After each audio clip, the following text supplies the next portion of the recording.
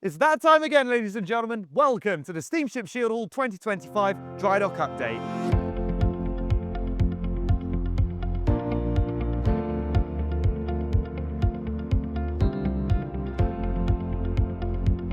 Hi everyone, my name is Will and I'm a volunteer with the Steamship Shieldhall. You are joining me at A&P Falmouth in Dry Dock number 4, and in just a couple hours time, all of this around me is going to be flooded and our Steamship Shieldhall here is going to float prepared, ready for her 2025 sailing season.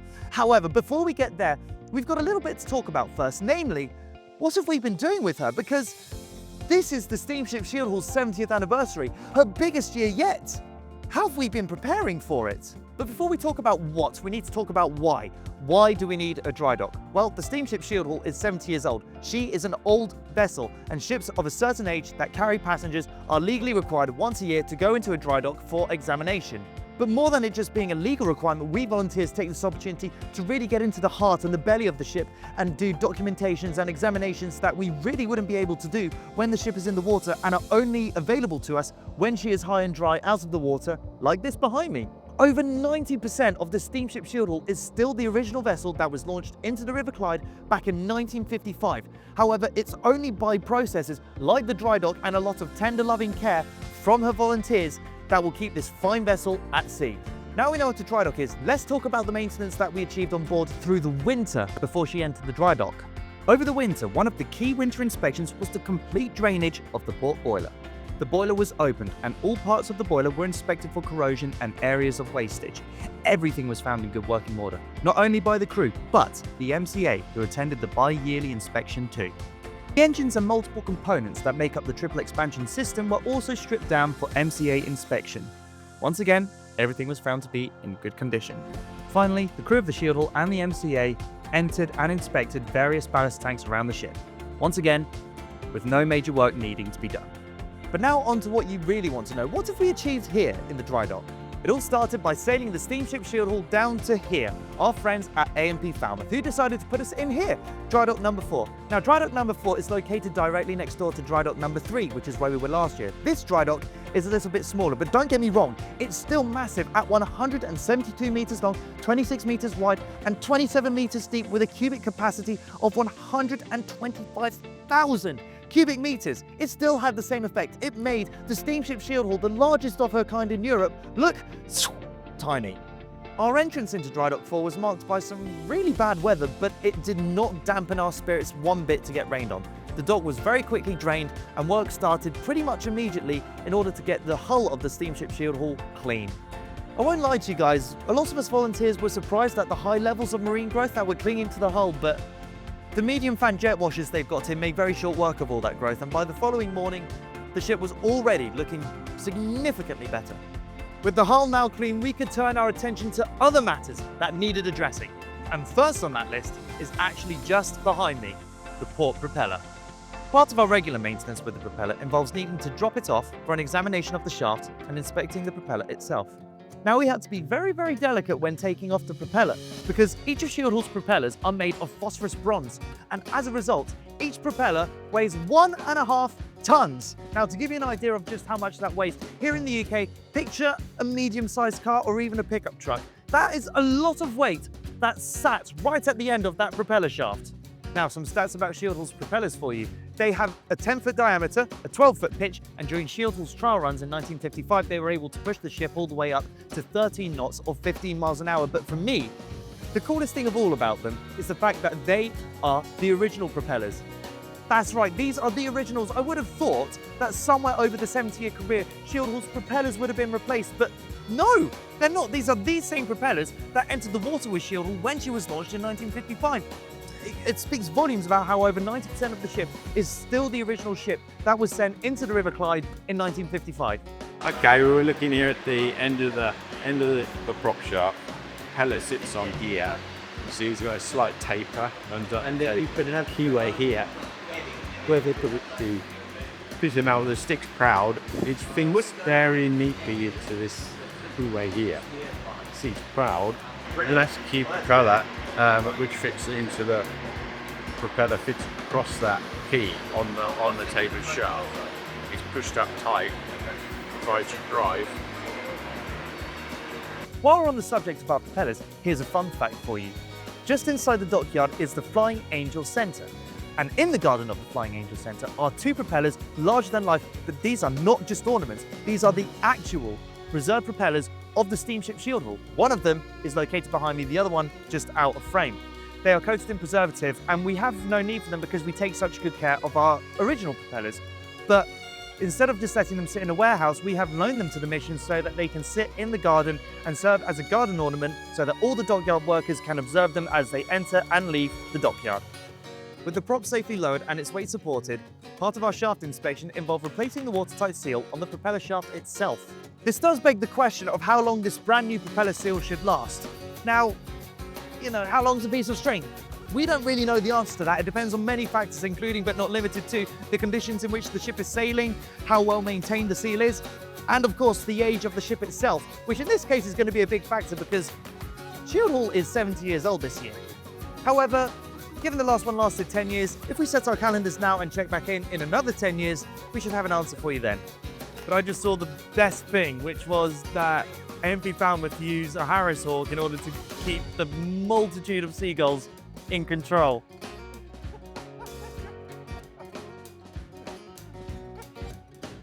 Is this?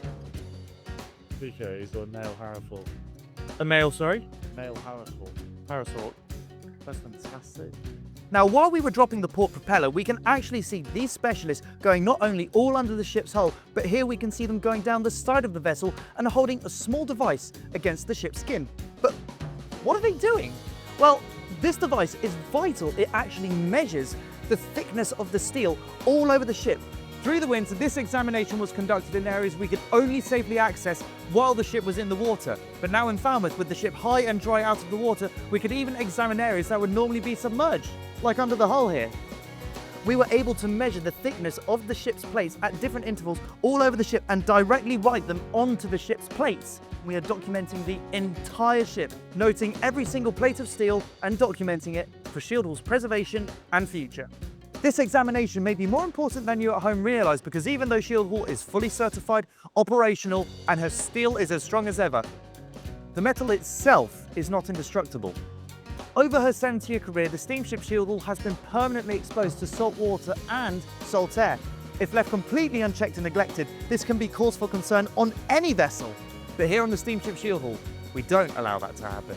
The constant love and care that has gone into this ship from day one is the reason why her hull is in excellent condition today. Now, this examination is just merely one of the ways in which we at the charity plan for the ship's future, not only to keep her in preservation, but to keep her steaming the seas for many generations to come. With all the examinations going well, it was time for us to do what we do every single year.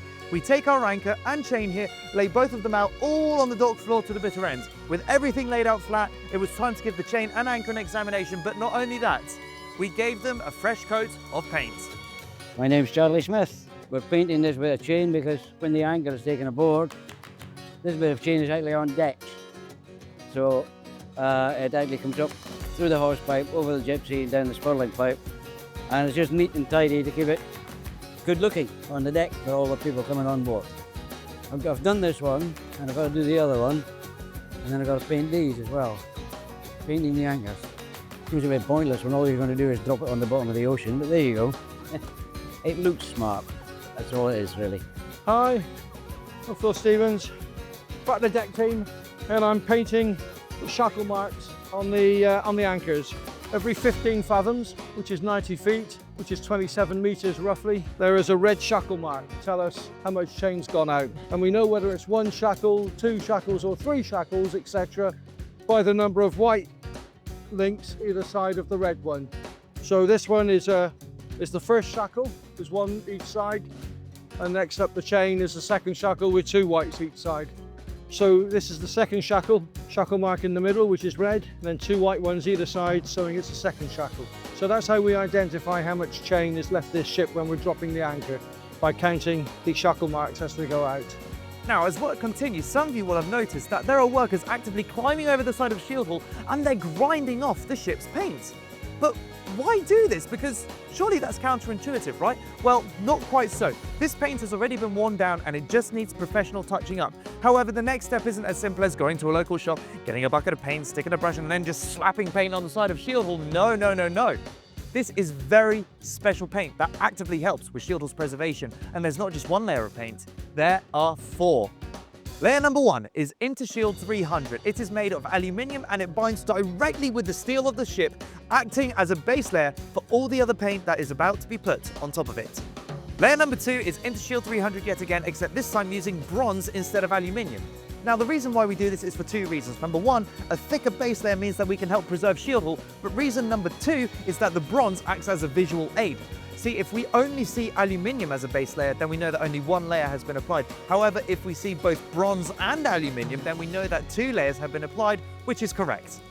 Our third layer is our tie-in layer, because it ties the top layer, which is everything that you can see here, along with our base layers, ties it all together like that.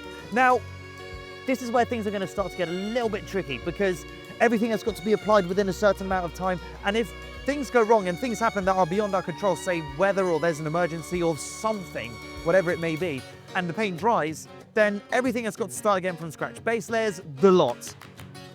Luckily, that hasn't happened this year. If it's happened in the past, I'm not aware of it, so you may need to come on board and ask our engineers. Now, the 4th and final layer is the top layer. It is the layer that you see when you look at the Steamship Shieldhall, from the white superstructure to the black-blue hull to the blue silicon that's beneath the waterline. Now, we on Shieldhall love the top layer of paint because it's got some very unique qualities to it. Water is repelled by it. It's hydrophobic. It's fantastic. In fact, here's an experiment that you can try at home in order to get a visual understanding of just what happens with Shieldhall's hull. If you take a non-stick pan and just put a little bit of water in there, doesn't need to be a lot, and just watch the way that the water sort of floats around the pan. It doesn't really behave as water should, the way we think of it. And now, if you pour that water out, you'll see that the pan, if it's a true non-stick pan, it will be completely dry because it has repelled all the water. And Shieldhall's hull is very, very similar to that. Having a hydrophobic hull means that the Shieldhall is much more energy and fuel efficient when sailing through the water. With all the new paint applied, it was time for us to put the propeller back on very slowly and very carefully. With a few final welds to cover up the seal, it was time for us to inspect Shieldhall's buoyancy spaces. My name's Tim Lee, I'm one of the Relief Chief Engineers on board. We're just about to go down the buoyancy space to do an inspection. It's part of our routine inspections of the vessel.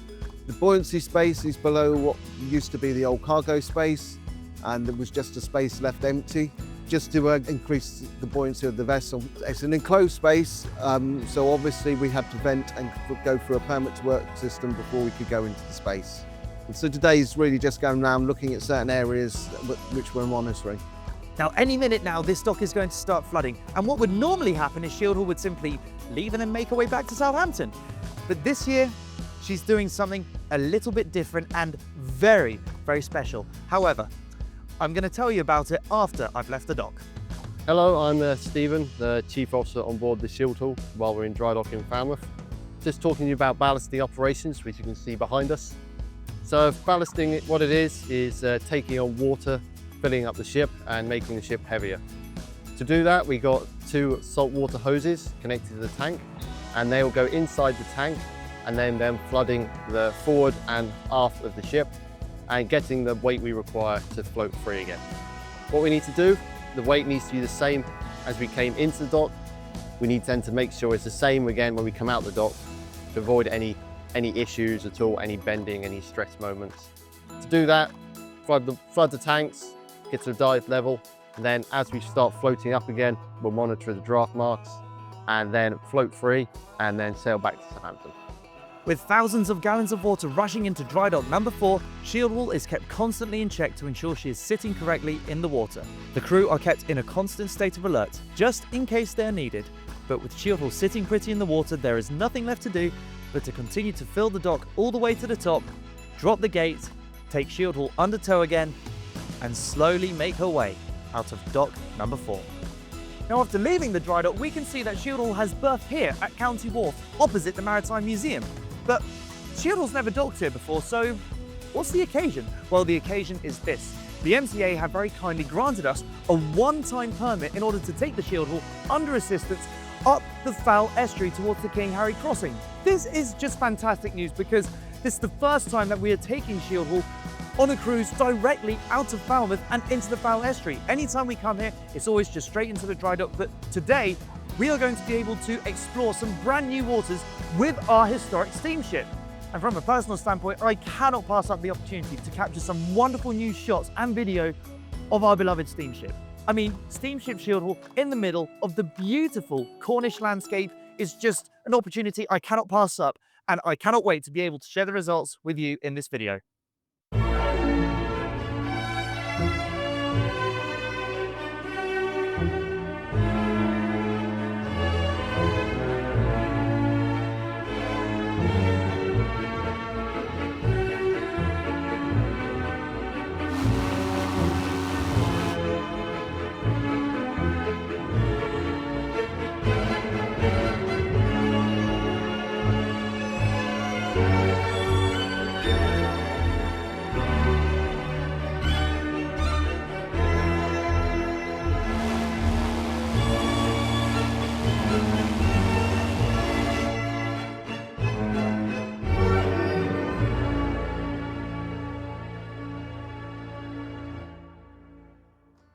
With the cruise complete and the passengers safely debarked, it was time for Shieldhall to put Falmouth to her stern and steam back home to Southampton. At the time of uploading this video, Shieldhall has already completed her first weekend of sailing in 2025, sailing down to the Solent to watch cruise ships and also sailing to Portsmouth to mark the 85th anniversary of Dunkirk. There are still plenty of cruises coming up, but you need to hurry if you want to book your tickets on board, as plenty of cruises have already sold out, not least of all our 2025 meetup with the paddle steamer Waverley. That's right, on the 13th of September 2025, we are meeting with the Waverley for the first time since 2023. This time we are meeting by the Solent forts before sailing west towards Cowes.